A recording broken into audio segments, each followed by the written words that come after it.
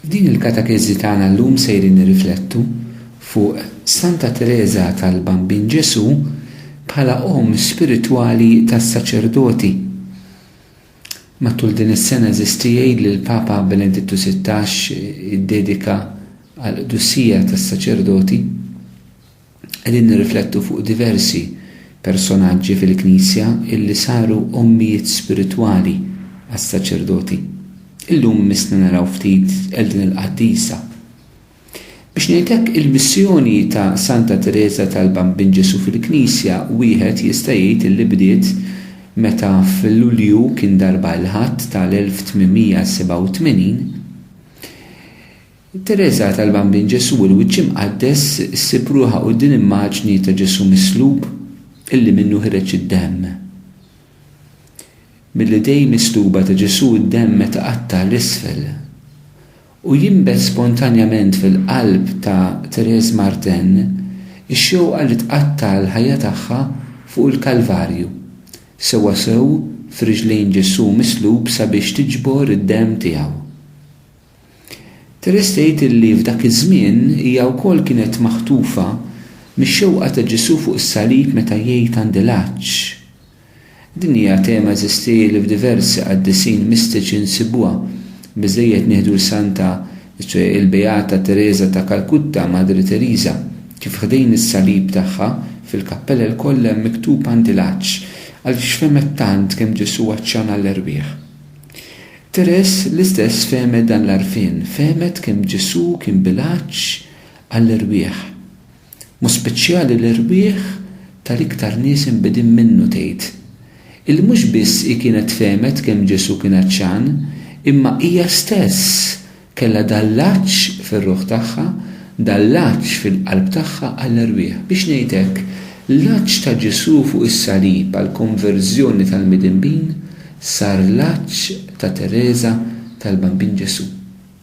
Bil-mod il-mod l-intimità bejn din il-mara bejn it-tfajla u Sidna Ġesu Kristu kibret biex ix-xewqat tiegħu isiru verament ix-xewqat tagħha. Hi tagħmilha ħafna ċara tgħid li żrak iż-żmien fl-età xkejkna din nitkellmu kellha madwar 14-il sena hawnhekk. L-għaġġ li kellha kien propju għall-konverżjoni tal-midinbin kienu dawn l-erwieħ li hija ridet tagħti l-Alla. Ma kienx jaqala f'moħħha il-bżonn li titlob għas-saċerdoti għaliex għaliha is-saċerdoti kienu sempliċiment qaddisa. Ma kienx tagħmel differenza bejn saċerdot u l-qdusija. Is-saċerdoti kienu nies qaddisa għaliha. Tant li anke meta kienet preparat ruħha biex tagħmel l-ewwel qrara tagħmilha ħafna ċara. Hekk meta tħares lura u tikteb anke lill-oħta li kienet il-madri tagħha mbagħad anke fil-ħajja tal-Karmelu. Teresa tgħidilha ħafna biċ-ċar. Kont ċerta x'inti jekk kallimtni illi ma' Ġesu li jiena kont qed nitkellem. Allura naraw eżisti li hekk fiċ-ċkunija tagħha Teresa l-għaġġ li hija kellha biex titlob u tagħti l-erbieħ il-Kristu, Kristu mislu fuq is-salib li huwa ċan għall-imħabba u l-erbieħ kienu l-erbieħ tal-midinbin l-iktar inbedin minnu li rida tagħtih. Però bil-mod il-mod eżisti l-esperjenza ta' Therese Martin ta' Ġesu li għandu l-għaġġ għall-erbieħ. Bdiet tieħu ħanejdu hekk sfumatura ġdida. Meta ta' 15-il sena hija ingħaqdet ma' pellegrinaġġ ġioċesan li d-dioċesi tagħha u d-dioċesi oħra għamlu flimkien sabiex marru Ruma, il-belt daqshekk importanti anke għall-Kristjaneżmu. U fost il-195 pellegrin li kienu f'dal-pellegrinaġġ, 73 minnhom kienu saċerdoti mhix tajta. Ara x'ammont kbir ta' saċerdoti Teresa tal-Bambin Ġesu iltaqat magħhom f'dal-pellegrinaġġ Ruma ta' 15-il sena. 73 saċerdot minn 195 pellegrin, kważi nofshom f'dal-pellegrinaġġ kienu kollha saċerdoti. Teresa kienet marret dan il-pellegrinaġġ anke biex tintaqa' mal-Papa ħalli kienet titolbu l-permess speċjali biex tkun tista' tidħol mal-Karmelitani mas-Sorjiet Klawsura tal-Karmelu feta żgħira illi l-Papa kien qalilha jekk tkun irida tagħha din is-seħħ fil-fatt kellha tistenna ftit u timxi kif anke jiggwida l-isqof tagħha adapitada. Però x'kien ġara b'mod partikolari eżistijej f'dan il-pellegrinaġġ illi Teres marret Ruma ma' numru daqs kbir ta' saċerdoti. Isimgħu daqsxejn ftit il-kliem tagħha. Li nitlob għal midinbin kienet xi ħaġa li għalija kienet ħafna qrib qalbi, imma li nitlob għall-irwiet tas-saċerdoti li kont nemmen li kienu puri safi daqs il-kristalli, għalija kienet ħaġa stramba.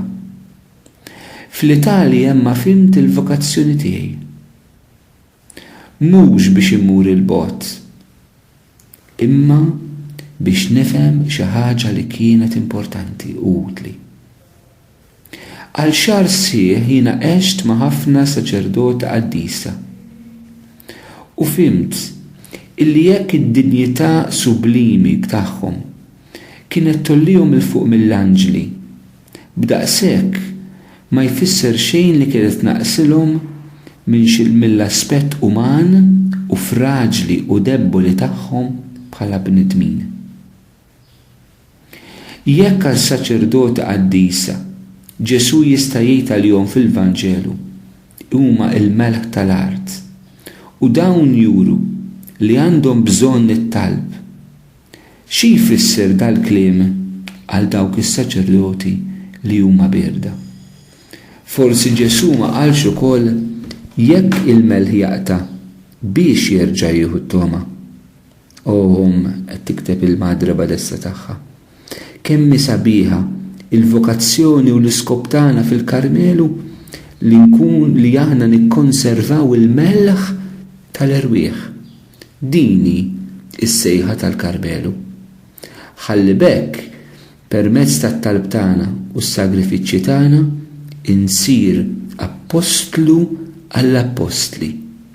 Nitlob għal dawk li waqt li huma jevanġelizzaw l-erwieħ bil-ħajja u bl-eżempju u bil-kelma tagħhom. F'dak li milli tikteb Teresa talban minn Ġesu eżistijej hemm ftit aspetti li huma hekk ħafna importanti li aħna nagħtu kasom. Hekk l-ewwel ħaġa Teresa hawnhekk qiegħda tagħmel distinzjoni bejn is-saċerdot qaddisa u s-saċerdoti bierda. U fis-saċerdot qaddisa eżistijej din il-soru karmelitana tgħid li anke s-saċerdot qaddisa mhumiex meħlusa mill-fraġilità u mid-debbolizza tagħhom bħala bnedmin. Għal tenfasizza jekk dawn is-saċerdoti għandhom bżonn it-talb. Kemm iktar għandhom bżonn it-talb dawk is-saċerdoti illi huma bierda. U naħseb hawnhekk Teresa eżistijej tgħinna biex nirriflettu riflessjoni ħafna importanti. Teresa turina li s-saċerdoti huma bnedmin. U bħal kull bniedem ieħor is-saċerdot mhux meħlus mid-debbolizza tiegħu, mill-fraġilità tiegħu, mill-karattru tiegħu.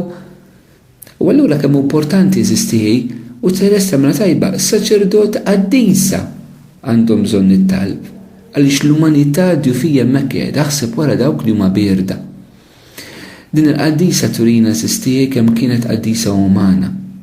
Kienet taraf dan l-aspett uman ta' djufija fil-ħajja tas-saċerdoti, imma ir-rikors tagħha ma kienx li tajjar is-saċerdoti għax huma dgħajfin u lanqas għax huma berdin, imma r-risposta tagħha kienet illi titlob għalihom. It-talb flimkien mas-sagrifiċċju eżistijej li kien jagħmilha apostlu tal-apostli, kemm sabiħa dell-espressjoni.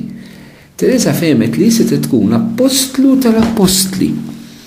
L-apostli li huma s-saċerdoti li bil-kelma u bl-eżempju tagħhom jevanġelizzaw l-erwieħ u tkun apostlu għalihom. Apostlu għalihom mhux bit-tmaqdir, mhux bil-prietki, imma apostlu għalihom bit-talb u bis-sagrifiċċji. Forsi din eżistijej mhix mod kif tkunu anke intom ommijiet spiritwali llum il-ġurnata. Apostlu tal-apostli għas-saċerdoti illi bit-talb u s-sagrifiċċju tagħhom tagħmlu dak li Teresa qalet li hija tikkonserva l-melħ. Hija espressjoni oħra sabiħa eżistijej li dil-qaddisa tlaqana magħha. Jekk qed tgħidilna Teresina Ġesu għall-apostli stejt li huma l-melħ tal-art, jiena rrid inkun dik li nikkonserva dan il-melħ milli jaqta'. Kemm vera sabiħa kien dolqotna ħafna dil-immaġni.